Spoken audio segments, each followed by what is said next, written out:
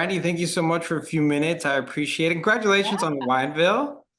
Thank you. Thank you so much. How does it feel to have your directorial debut all wrapped up? Oh, it feels great. I'm so glad that people can now see it and experience it. And it feels good that it's now finally out there. Yeah, there's a lot going on in the film, so I'm really excited to get to chat with you about it. So Yeah. first, actually, let's start off with you telling us a little bit about Wineville and what audiences can expect. Well, Wineville is a thriller horror film that's based in 1978.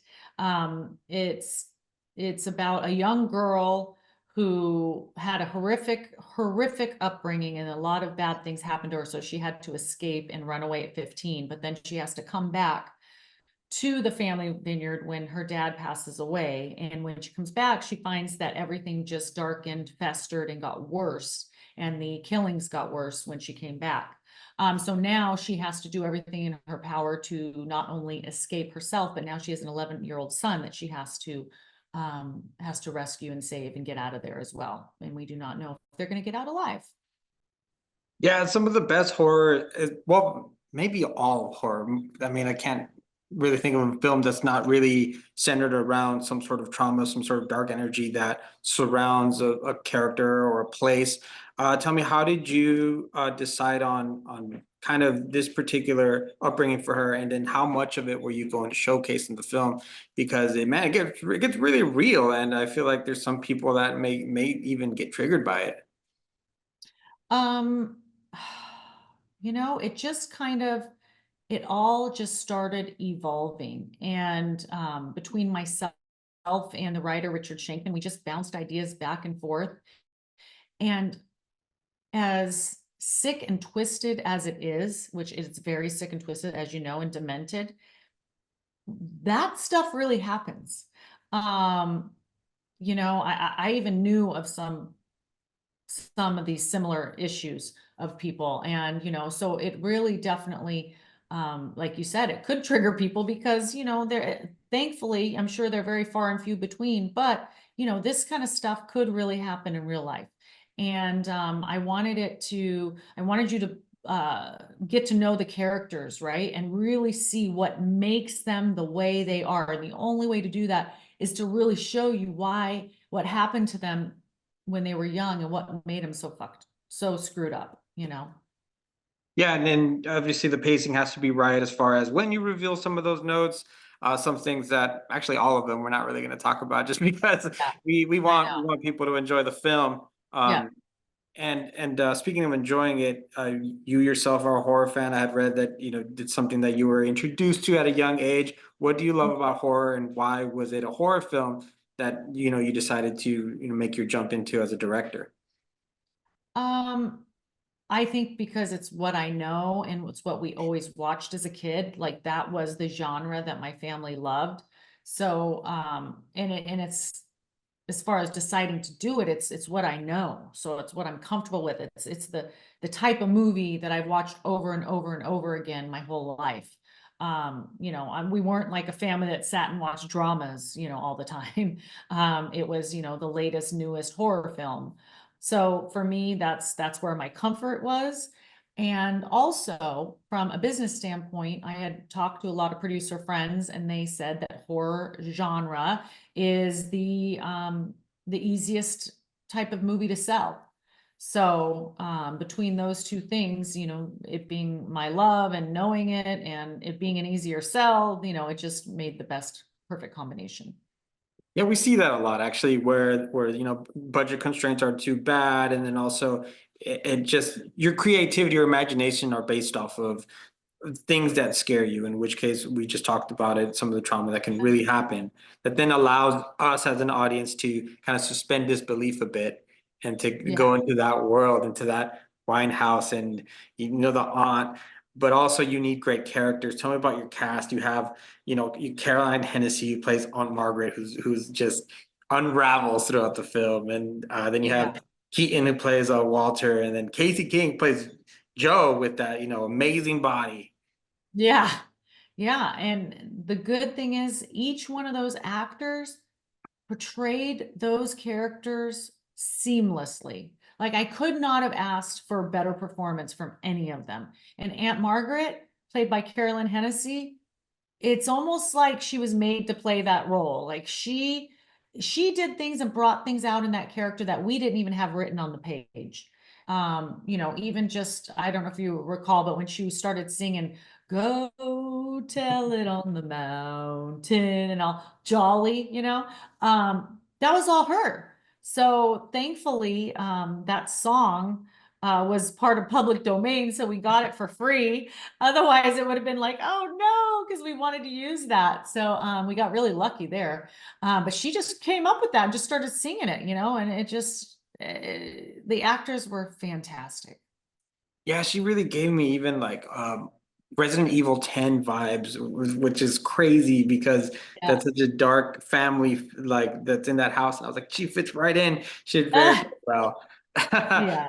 Yeah, she, I thought also the use of lighting was really well when yes. she's kind of has her back and there was a moment where she's doing things and you're finding out things. I'm trying to be as vague as possible. That's why I keep using words like Yeah, this. I know. Your lighting was great. Your choice of practical horror, I always appreciate. Um, Tell me Yeah. some of your boxes that you like to check when you were going to make the movie, as far as your scares, the way you're going to use gore, for example, to really complete the film.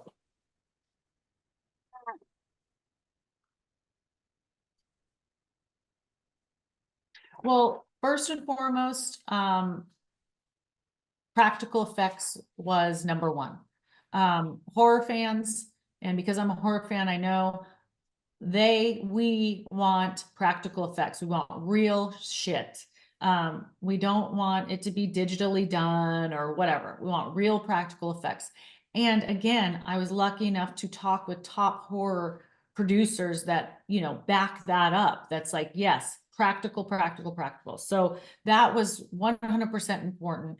I was so lucky because Vincent Guanstini, I'm probably butchering his name, I do it every time, who is like the go-to guy for horror practical effects. He does every blockbuster film. I was lucky that I got to work with him on Snoop Dogg's Hood of Horror uh, 20 years ago or whenever it was. So we stayed friends this whole time, and he came on board to help me with this film. So we had like the top-notch guy. You know, even doing something like, you know, our fight scene. We have a serious fight scene in the movie, as you know. And, you know, if you watch an independent, low budget film, you know, the fight scenes are kind of shitty. Well, I was not going to stand for that.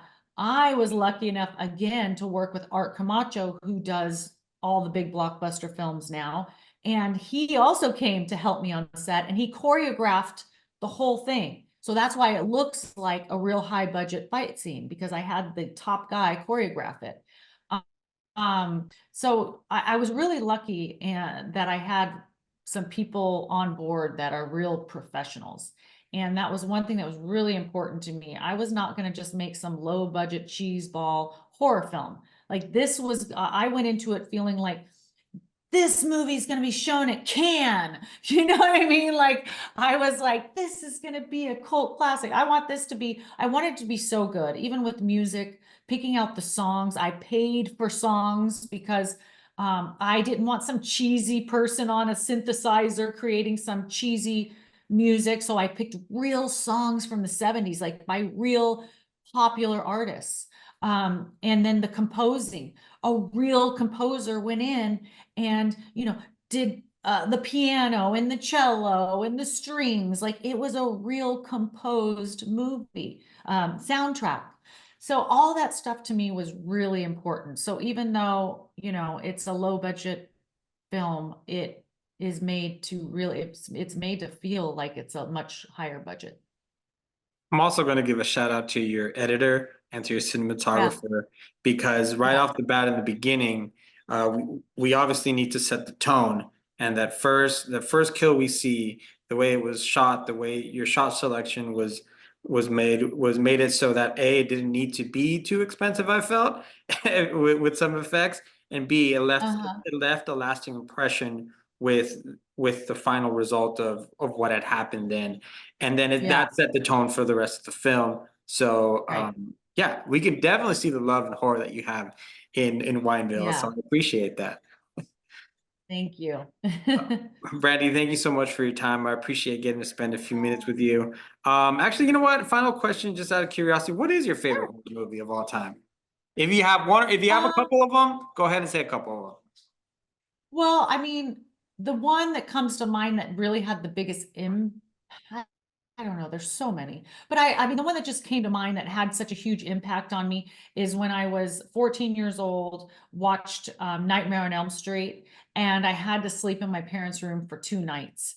And for someone that had been watching horror films her whole life to have such an impact on me, because it was the first movie that you can't go to sleep because if you dream, you're going to freaking die. Mhm. And so, all the other ones, you can try to fight off a serial killer, fight off this person, do this, silver bullet to a werewolf. But when someone's killing you in your dreams, you can't escape that.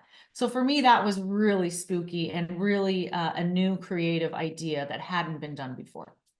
Great. That's really great reasons for that. I appreciate that. Again, Brandy, thank you for your time. Thank you for the film, and thank you for giving me a little insight on what it took to create it. It was great And chatting with you. I just want to say, if anybody goes to winevillemovie.com, we actually now have an autographed DVD of the film with all the bonus features, all of the actor auditions, behind the scenes stuff. So it's really exciting. You can get an autographed copy. And also on winevillemovie.com is where you can get all the links of where you can watch it. Oh, I might have to go and jump on that myself because I Yeah, love physical copies. good, All good. right, thanks again.